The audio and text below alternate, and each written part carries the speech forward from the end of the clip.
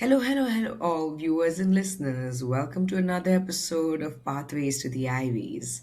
Today, on this episode, we have the beautiful Kaashvi Jain, who's actually gotten into comparative literature at UC Berkeley for the fall 2026 cycle. In this episode, we will decode her application, ask her all the good stuff that she did, and bring it in front of you so that you can use this as a guide to get into UC Berkeley.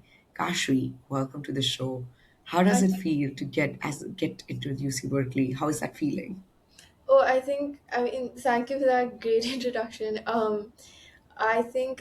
Honestly, I'm just glad like the college application like cycle is over because it's just like it's so nerve-wracking and it just like makes you doubt yourself 100 times. So I'm just like glad for it to be over and I'm so grateful that they chose me and I get to go to such a great school. Awesome. So, Kashri, what school are you from? I'm from Nija Modi School in Jaipur, Rajasthan. Okay. And what board is the Nisha Modi School for our viewers and listeners? So it's both. It follows both like CBSE as well as IGCSE and the IB. I did CBSE up until the 10th grade, and then I shifted to the IB for the 11th and 12th. Okay, awesome. And before I even move on to your subjects, just one piece of advice that you'd like to say. A lot of people say that transitioning to IB post your 10th grade can be a little hard, whether it's from the ICSE or CBSE. Your take on that? I mean, honestly, definitely challenging. I think like number one, especially like in light of like results having come out and like this is like the time when like all of these results come out. So like definitely, it's a challenge, and I found it challenging as well. I took um I took some decently difficult subjects, of course, because you need to show academic rigor, and I enjoyed those subjects. But if I think getting into great schools through CBSE is just as big of a possibility as it is getting in through IGCSE and IB. So if you're not super academically strong, and like that's like a self analysis that everyone needs to make, um, I would say stick to your strengths, stick to where you feel more comfortable so that you can pour your energy into things that actually matter, like your activities and your awards and your essays and things like that, as well as SATs and AP exams, whatever you choose to give. But I would definitely say that it's a shift, but if you work hard, I think you can do anything. And Yeah, like I think I was able to manage it pretty well towards the end, so I guess it worked out. Yeah.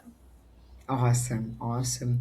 Were there any key differences in the learning styles of CBSE and IB? If yes, what were they? If you could just point out for our viewers and listeners. Totally, yeah. I think like number one is just like CBSE just requires you to do rote learning, which is not necessarily a bad thing. Like people view it as like an incredibly negative thing, but I think it really prepares you to like just like sharpen like your memorization skills. And whereas with the IB there's like a lot more coursework. Every single You're studying 6 subjects, and you're going in like you study them like a lot deeper than you would in like the Indian national curriculum. That's number one. Number two, just like the extra coursework, such as like your extended essay and your TOK essay, as well as your IAs, things like that. So it's definitely a lot more rigorous, and I think it focuses on like more practical hands-on learning. But it's also just like there's just as much memorization here, so like don't like if even if you do plan to shift or you do plan to continue with the IB, it would be great to just like not have that notion that, oh, like you just will not have to like sit down with a textbook and like do your learning, because like that's also like a really big part of it. But yeah, I think like definitely just like the approach with which both curriculums like function, as well as the amount of like rigor is vastly different. Okay, awesome. Good to know, and glad that this is a conversation that we're having because a lot of people are confused whether they should be switching boards, they should not be switching boards. Is it possible to get good schools with CBSE? My opinion to this is also yes, that IB is not the end of it. Maybe you could support that with a few APs for a conversation for another day. All right, Kashvi, let's go ahead and first talk about your interest in comparative literature and your second major being anthropology. How did you kind of get into that? That's a very offbeat major. So, what made you think about that major? What made you get interested in that major? Cool. I think like with comparative literature, like this sounds really cliche, but I did actually grow up in a house full of books I grew up reading. So I was always really attracted to English generally and like literature as just like a way for me to spend my time and like a way for me to sort of learn more about the world. I think that's number one. Number two is just that I mean, honestly, it's just something that calls to me, and I think why specifically, why like not English and specifically Complet, is because just for people that don't are not super familiar with Complet, it's basically essentially how the study of literature across languages, across cultures, across borders, things like that. And I've always found literature to be like a really interesting way to make sense of the world around you. Um, in fact and like I think like Complet does that in like a really interesting way because it takes into factors things like history, things like time periods, things like culture, etc, etc, etc.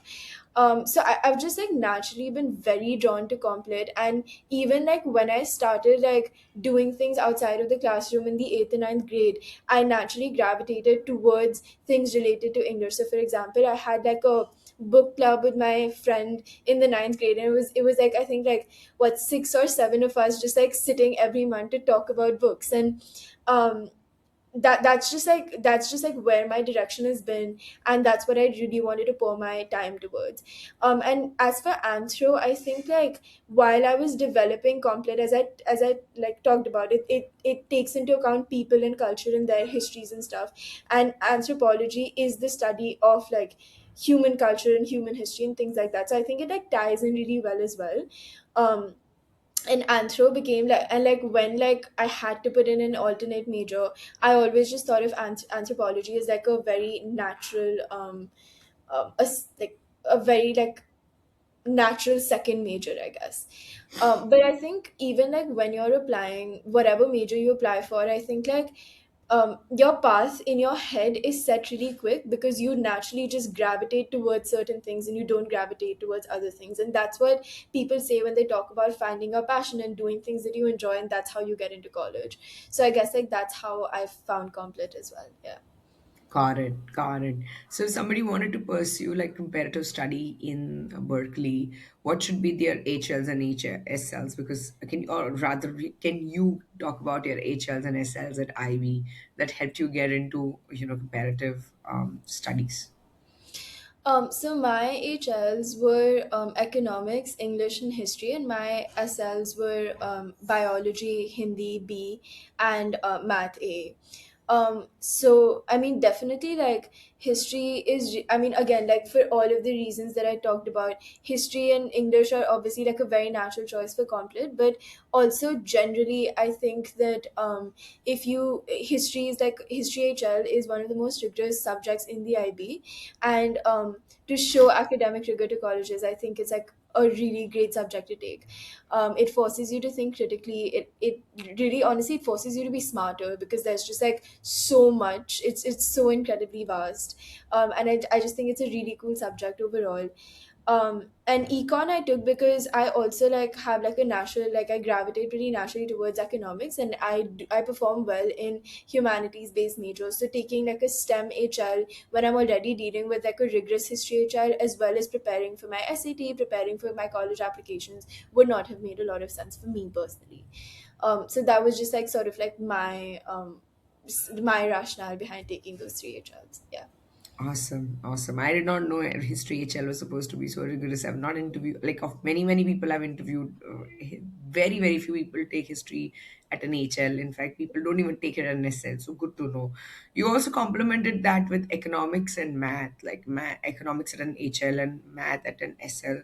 Any particular reason? Because you always want to do into comparative studies. So, I mean, math, AA, that too at an SL is relatively tough. So, any particular reason you kind of use these Um, other two subjects as well? mhm. Yeah, I think like econ generally because again, like I perform well in humanities majors, and econ also because I started doing like social work again. Like it was like a a subject that I naturally gravitated towards because I started doing my social work pretty early, like in early 10th grade. And that's when I realized like there was so many um, just like understand like in real time how policy worked and how like every single decision that is made by our government, how it essentially like impacts like how it impacts or it fails to impact like the people around us and the communities around us. And I just think like like having that and like seeing that work in real time and seeing those policy failures and those policy successes play out in real time just like made me really interested towards that particular subject. I think like that's why even like within economics, economic policy and like public policy is what I plan on like also like taking like a lot of like courses for while I'm at Berkeley, because I just think that I think it's an incredibly interesting intricate subject.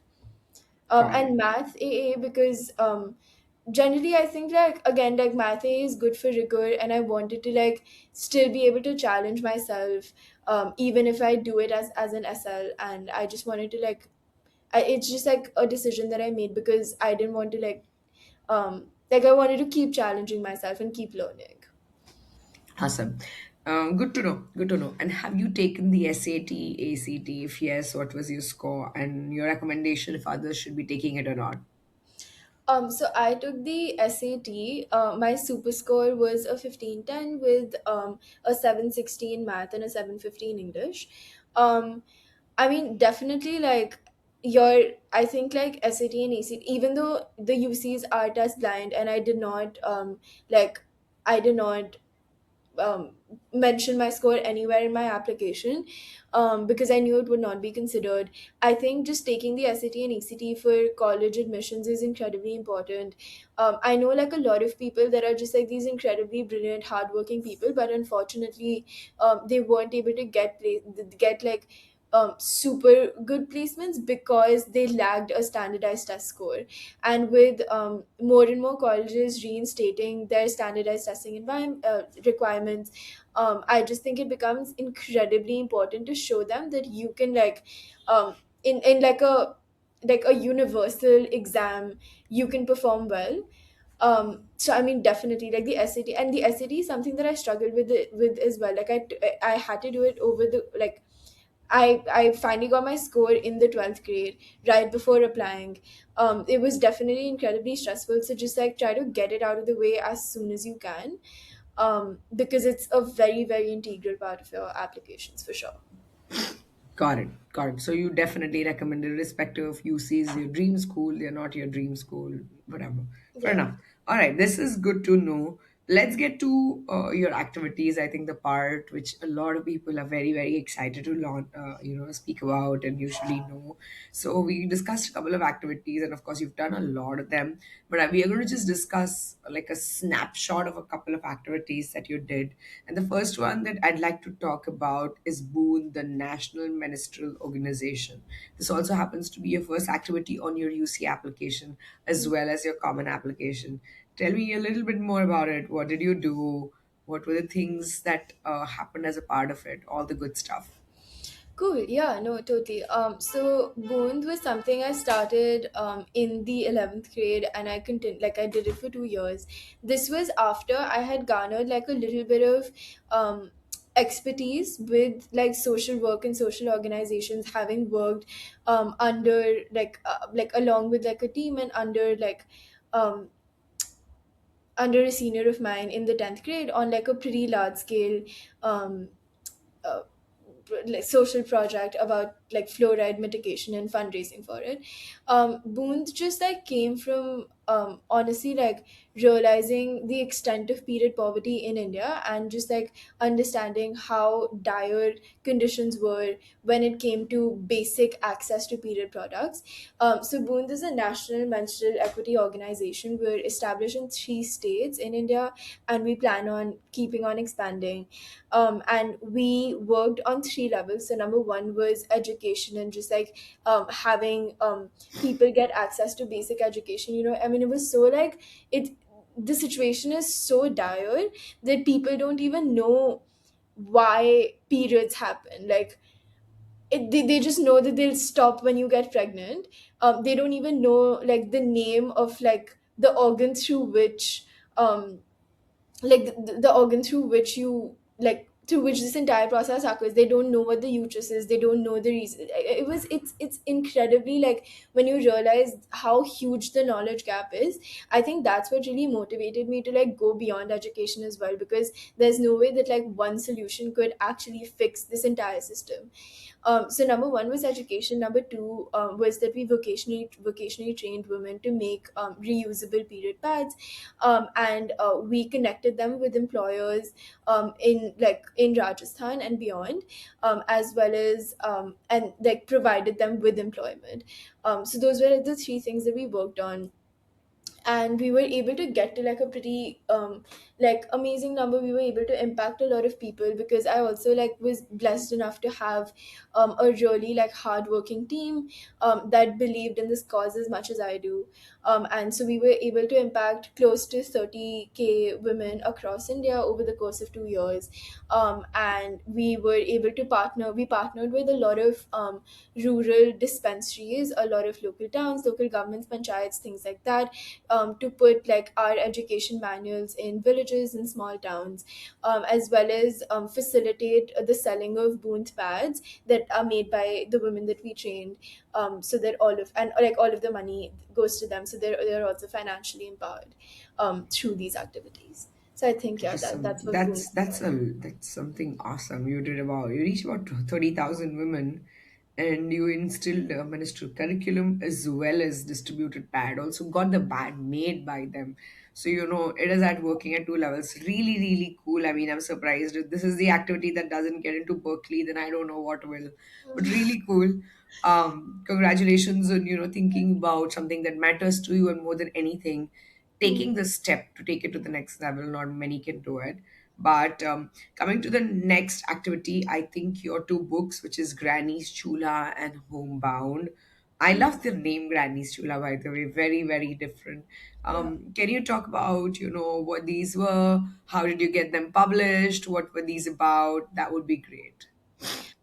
So Granny's Chula, I wrote it like I didn't write it myself. I was a part of like a co-author. I was a co-author. We were a team of four people, and this was published in the ninth grade. So this is in no way related to like my thematic applications. It was just something that I did it for like the love of the game, and because I really needed to. I love to write and I love to read, and I just enjoyed spending my time like this. So this was during this like right after COVID, where so many of us unfortunately lost our grandparents and lost our family members, and the way through which recipe like I mean culinary traditions are such a huge part of India. Like they're a part of our lifeblood, they're a part of our culture, and the main way through which they're passed down is just like through like oral teachings, and you teach someone to cook. We don't have things written down, like we don't have that practice, and we don't do things like that.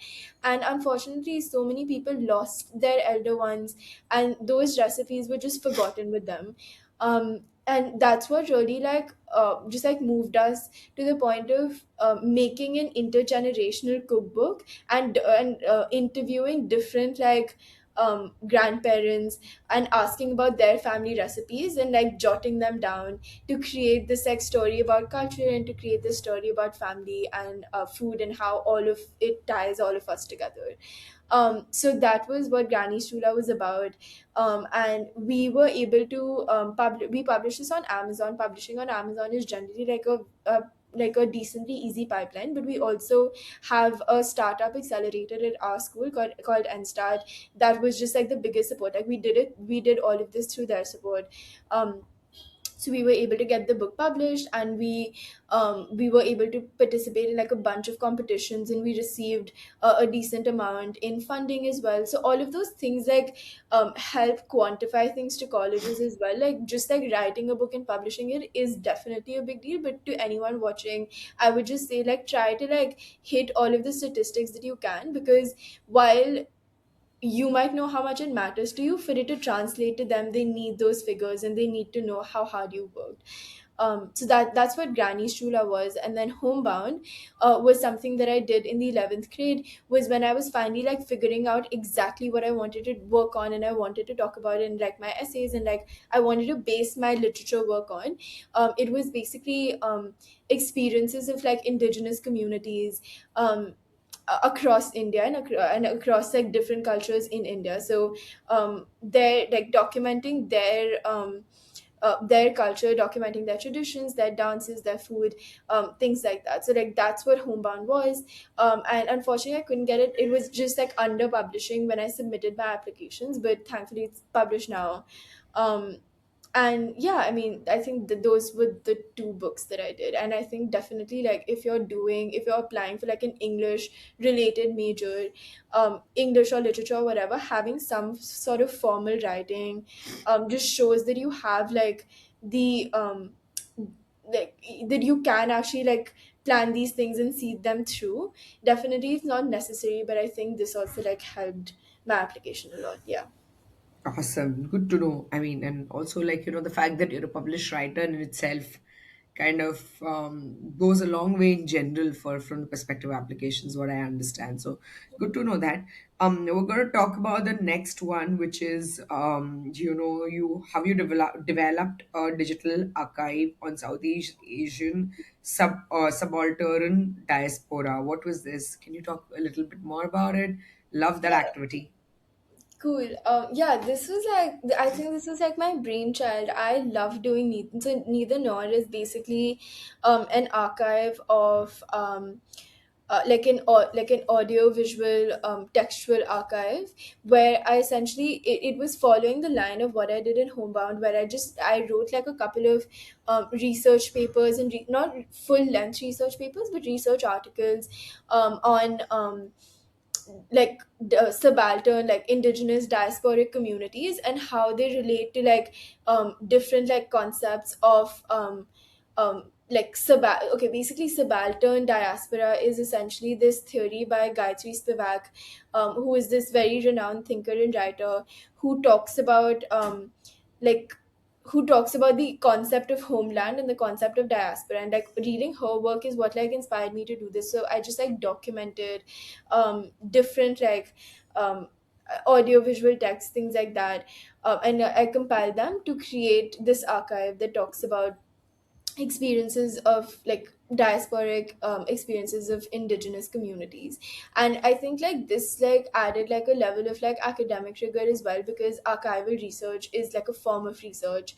And it was like a um slightly less explored form of research, because a lot of people do research papers, and that's great. Like, you definitely should do papers. I did a paper as well, but this was like a really interesting way to explore my niche and explore what I was trying to talk about. So I think like that's what neither nor was.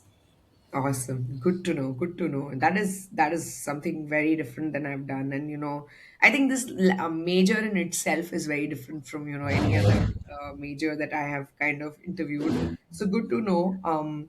What about your academic paper? I know you did it as a part of your school, which is the NMS Resource Hub. But wanted to understand, and that's also I think related to your menstrual health, I believe. But if you can or not, then I'm not sure. You could just elaborate a little bit more on that. Would love that. Yeah. So my paper was I took this book called An Unrestored Woman by Shobha Rao, and there I analyzed. It's like 22, I believe, short story. Oh, sorry, 12 short stories about the varied experiences of women after the partition of India. And I just wrote how all of these different like stories come together to talk about female bodily autonomy, and whether restoration in its fullest form can ever be achieved or not. So this was like so. This was also published in a journal, and I was mentored by a PhD student in comparative literature, who helped me just like understand what are the right things to talk about, what academic theories I should be discussing, things like that. Awesome. Good to know. And what about your extracurricular activity, which is Water Wives and Fad? I think PHAD. Yeah. What's that? I love the fact that it is a film and, very different, right? So talk about it a little more. So basically, so this is fur, which is basically a form of Rajasthani scroll art that's basically going extinct, because there are very few families left in India and therefore in the world that practice fur. So, this was we produced this like small documentary on fur and like how it originates, how it works, what are like the stories that it tells, and we interviewed like the last family that practices fire that's also gotten a national award for it, I think. Um, yeah um, the name of the practitioner was Kalyan Joshi. I just remember I did this like 4 years ago, so it slipped my mind. But we interviewed Mr. Joshi and we talked about, what this art form means and how it's originated, its entire story. So that was just sort of like, that was also like one of my activities that went really well with anthropology being like an alternative major. So that's number one, and then number two is Water Wives. Water Wives was when I produced this picture on cultural polygyny in the name of scarcity. So basically, this practice in Rajasthan and this practice in water scarce areas in the country where men marry multiple women just to have enough people to fetch water for the household, and how women are essentially just married off for the sake of labor and survival is without like having a lot of autonomy over their decisions. Where we went and we interviewed we interviewed people from these villages that have this practice, and we sort of compiled it to like understand what this tradition really means and how it impacts their lives. So those were the two films that I did. Great, great. Which is very cool, and I think these were like a lot of good stuff you did, and I think this kind of stood out for Berkeley. Tell me, what are the other colleges you applied to, Kashvi, besides Berkeley, and which were the ones that you made it to besides Berkeley, of course. So I applied to colleges in the US, UK, Australia, Europe, as well as India. Like I was incredibly anxious about getting it, so I wanted to like to give myself as many shots that I could.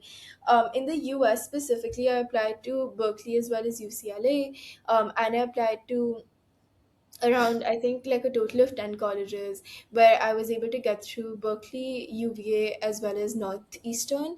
And outside of the US, I was mostly successful with my application. So I was able to get into Bocconi in Milan. I got through Ashoka in Jaipur, in India, in Gurgaon. Um, and University of Melbourne, University of Sydney in Australia, and Warwick, King's, Edinburgh, and Manchester in the UK. And then I like withdrew like my last application from the UCL after I got through Berkeley, because I knew that I'd be attending Berkeley. Yeah. Okay. What made you veer towards Berkeley in terms of all of these, like all of these Qs, see, these are such good admits, Imperial, King's, Melbourne, University of Melbourne. So what made you think, oh, Berkeley is it for me? I mean, I think number one is just like out of this entire list, like Berkeley is like the best school that I was like grateful enough to like get into. Number one, and then number two is just like I think it positions like just like generally its location is so great. I think positioning myself in SF and near Silicon Valley, just employability seems to be a great, like it just like location wise makes a lot of sense. And I think like for 4 years, like you see your dream of like getting to one of these schools, and then when you finally make it, it's just like an incredibly rewarding feeling. So it was a no brainer for me and my family. Okay. And for somebody who's studying comparative, studies, what do you think a future job kind of looks like for somebody like you? Like, where would they be employed at? Wherever, whether they continue to live abroad or continue to go back to India. What would the job scope of work would generally look like? So I think it's definitely tricky generally right now in the US. With like whatever's going on with visas and the political situation, the fact that like internationals are not really getting jobs. So I think definitely like think of like different options in different countries. Don't like tie all your hopes to one place. But I think generally for complet, people can go. A lot of people in literature end up just doing like postgrads and PhDs, and then like teaching, which is also like something that I am seriously considering as an option. A lot of people go into research. A lot of people become academicians, and then I think like I also like really look forward to further exploring different majors and like different pathways when I get to Berkeley. Thankfully, that we don't have to like, we're not boxed into like one particular major in US colleges, so we have a lot of flexibility. So I definitely like am interested to see how all of that pans out and how all of that works out. Perfect. And I also wanted to check, what were your essays like? I mean, essays play such an important component, and that's also something with the advent of AI has kind Hmm. of changed how, things are. So I wanted to check with you, what do you think is the role of essays, and what were your essays about? If you may just go about telling us, would appreciate that. Yeah, I mean, your essays are your individual voices, I mean, it's just like the story of your life, right? Like, that's how they make sense of whatever is going on in your application. Like, your application is redundant, and unfortunately, like, I'm sorry if I'm being crass, but it's ultimately useless if they don't know the reasoning behind. Like, that's where you show them the person that you are, and that's where they learn to care about you. And I think it's so important because a lot of my activities would essentially look scattered before you get to like my personal essay, and then you're like, oh, like this is why things make sense, and this was like my motivation behind doing all of these things. And then like, as for AI, honestly, every single person that I know, even myself, like sometimes you just like you've been stuck in a prompt and it's midnight and you can't get anything going, so you like you like ask ChatGPT for ideas, but at the end of the day, none of those ideas are even like, I mean, it's just like I feel like nobody that is serious about getting in would ever actually like use AI in their essays, because it just makes it so incredibly artificial, and it's not you anymore, right? So um it's also these like incredibly these ideas that are just like used by everyone. They're not original, and admissions officers can like see that writing from a mile away. Like, no, but you're not fooling anyone if you use AI, I think. And I think like essays are also like the most like personal and interesting part of your application. They were for me for sure, because again, like I also like generally because I really love writing. So why would you not like take that chance to show off your personality and to show off what you care about to these AOs? So I think like my essays were definitely really like a huge part of my application, and I think like my essays were like a very big reason that I got in as well. I think like the issues that I still had with my essays were that, number one, for my common app, I had to like talk to like, I think I was so like stuck on finding the perfect thing to write about, that I was just like, it was October, and I was just like, okay, I feel like I have nothing, right? Like, I think it's really difficult to get started. So just talk to as many people that you as you can, like seek advice from your parents, to anyone who's like willing to listen to you. Let them pick your brain, because the best, right, like a lot of people I've realized that like writing is not natural, and they find it incredibly hard. That's why they find it easier to like use AI and like to um like take like some sort of like external support. And while like writing can be very daunting, I think it's like it forces you to think about yourself and your motivation so much. I think you just get to know yourself as a person. So I think like essays are just generally like an important thing to do. And as for like my essays, so out of the four personal insight questions that I answered, were the one about describe how you express your creative side, and like what would you say is your greatest talent or skill, an academic subject that inspires you, and what have you done to make your school or community a better place. So I think like as even when you're choosing your PIQs, think about what are the most important aspects of your application and of your journey that you want to highlight, and pick those PIQs very like strategically. Don't just write about whatever you think is easiest or whatever you want to, because it might just be like incredibly insignificant in like terms of your application. So I'll just go over what I talked about in my essay. So number one, the creative side essay, I talked about so I've been dancing, like I'm trained in jazz and like basic ballet, as well as I've been performing, like I've been doing theater for almost 8 years now. And so that's what I talked about in my creative side essay, where I talked about how like how I started dancing and the role that it has played in my life, where where I learned to like overcome self-doubt and overcome these like periods of like incredible like physical pain, and like just like not feeling like you're good enough to be on stage, things like that.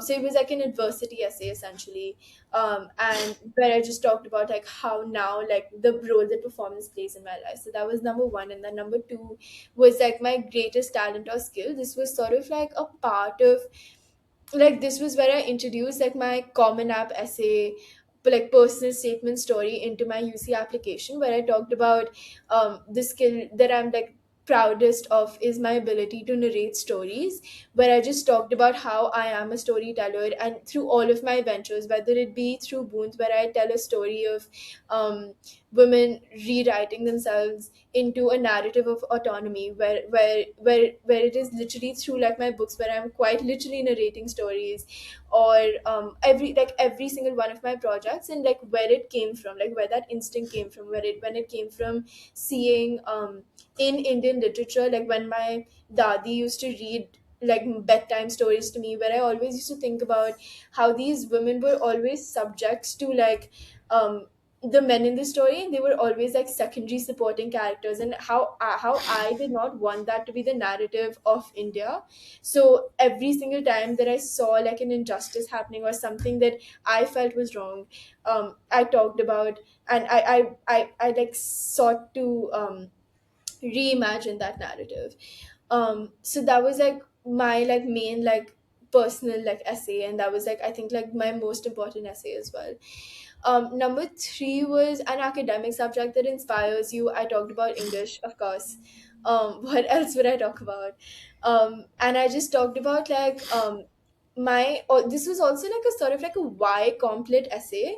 So this like the only reason I'm like talking about I'm like relating these to like different like essays that you see in the common app is just to show how you need to very strategically pick out your essays. You can't just write about what you want to write about. So this like academic subject essay was just like talking about why I believe that comparative literature is why I'm drawn to comparative literature, and it had like a lot of like really like colorful writing. So I think definitely like like try to experiment with your writing style as well. And then number four was what have I done to make my school or community a better place, where I talked about my social work, of course, because that was also like a very big part of my application. Yeah. Awesome.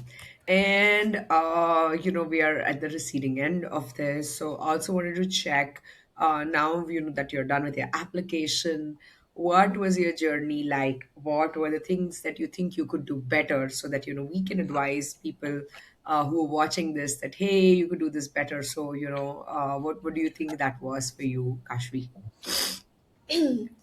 um yeah, no, like I'm just like glad that it's over, honestly. Like I think I'm just like honestly I think I've just like cried for 2 years straight. Like every second day I'm just like I don't want to do this, I can't do this, because I think it's a process that really tests you. So until and unless you're very determined that this is something that you want to do, it's very easy that like it tires you out and it exhausts you, because every like by like every batch I think like the competition gets incredibly intense and people just like do new things.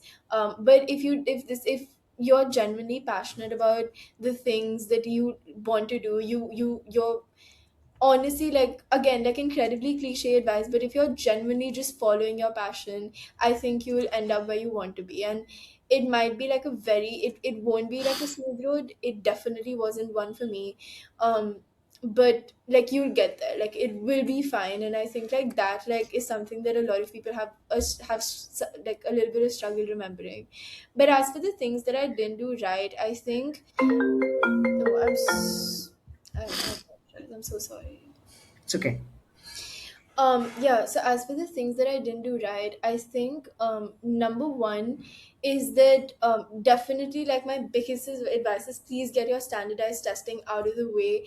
I like was barely able to like perform. I like, my performance in my school exams even like went down because I was just obsessively studying for the SAT in the 12th grade, because that's when I finally was able to get it done and clear it.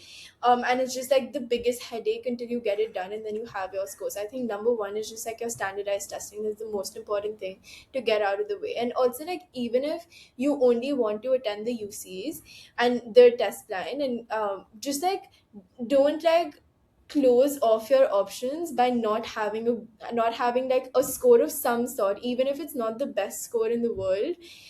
It does not have to be like a 1580, but just like have some sort of a score. I think that's like number one. Number two is just, I think, like, make the best possible academic decision for you when you're choosing your board. I'm not like the brightest person in the room. I don't think I'm like the most like when it comes to academics, I just like, there are like definitely always going to be people smarter than me is what I think. So make like the right decision. You can get in through CBSE just as easily as you can get in through IB. You probably just have to like give like APs and stuff. That's fine, but just think of your strengths and play according to your strengths. Number three is that I think, like, get work done really quick. Don't procrastinate. Be like a very like well scheduled, well planned person. Have a roadmap by like the 11th. Like, you can definitely, like, I think, try out whatever you're interested in and do interesting projects in like the ninth and 10th, but by the time that it's the 11th grade, I think it works. It's really like, it's right to have like a certain like set roadmap, um of like what you want to do and what you think, what you want to pursue and how you're going to get there. And then, like, I think like number four is also just like give yourself a shot. Like, like this isn't about me. It's about my best friend. She's going to Stanford. She got in through REA. She's just the smartest person I know. But and she applied with aid as well, so she was really unsure of whether she was going to get in or not. But and she almost didn't take that shot, and she almost applied to another equally great school, of course, but Stanford was always her dream school, and she almost didn't take that shot because she was terrified of applying to a need aware school in REA. Um, but she did, and she got through. So it's like, you'll never know until and unless you apply. So just like take that shot and give yourself that shot, and like do justice to that shot as well. Like, work hard, and it'll be fine. Awesome, awesome. So I think that was such an insightful interview, Kashvi. Loved all your, all your tidbits, and I think it's going to help a lot of students. But as of now, I am going to sign off from this interview because I personally feel that we've covered a lot of ground. Any last words that you'd like to let your juniors or your upcoming batch know about you? Um, about me, I don't think I don't think they'll be that invested. But about the process, like, it'll be fine. It will be over very soon, and you just have to like power through like the last year and a half. And at the end of the day, like, wherever you end up is genuinely truly meant for you. I did not envision myself at Berkeley. I definitely had like another dream school that I unfortunately could not get into, and now I realize that like Berkeley was genuinely, through like so many, like across so many parameters, is a better fit for me. So it will be fine. It'll work out, and even if it doesn't, it's never like the end of the road. It's not the end of the world. Like, nothing. You'll be fine. Like, it's okay. I think like that's like Awesome. the biggest like psychological piece Learning. of advice, yeah, that you need. Learning. Awesome, awesome, awesome. All right, Kashvi, thank you so much for taking out time to share your insights, your application, your things that you did, things that you missed out. I'm sure a lot of people would love hearing to what you're saying. So, all the very best for your time in Berkeley. I hope you succeed, and I hope we get to run in. Like I am oftentimes in San Francisco, Yeah. so I hope to kind of meet you someday. But other than that, for everybody listening and viewing this, thank you so much for your time. I hope Kashvi's areas of expertise were helpful to you. And this is Rima and Kashvi signing off for today. We will meet next week with yet another podcast from Pathways to the Ivies. Thank you so much.